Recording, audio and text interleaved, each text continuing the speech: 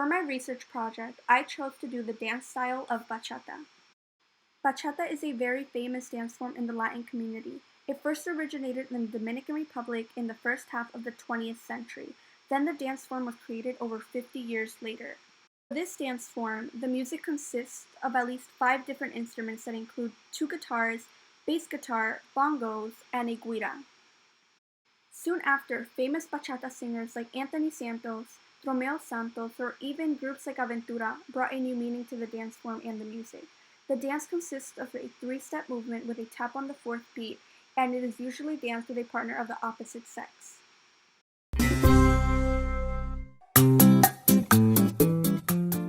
Here's your basic steps side to side.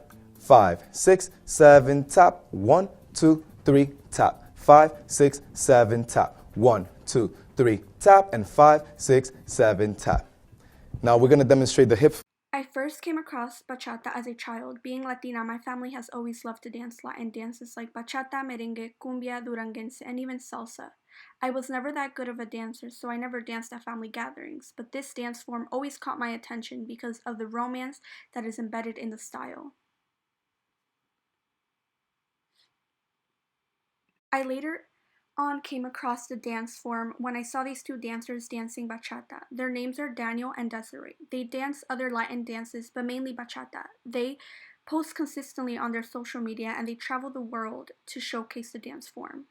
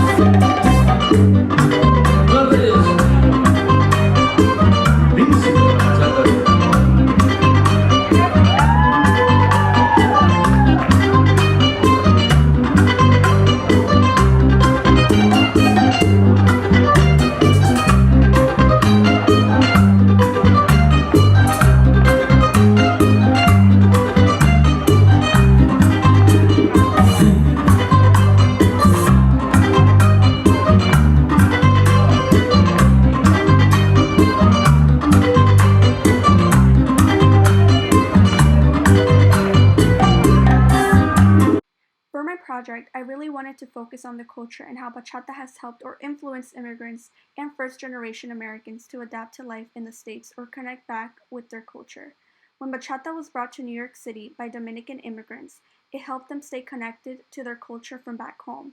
Immigrating to a completely unknown place where the language you speak isn't the dominant one can be really tough on a person, and introducing the Latin dance to a new world allows others to enjoy it and familiarize themselves to a different culture. This can be difficult for first-generation Americans. It can be hard for them to learn and stay connected to a culture or a dance form that the society that they grew up in is not familiar with. Culture in many ways is passed down by parents and other family members, but it may not always be the case.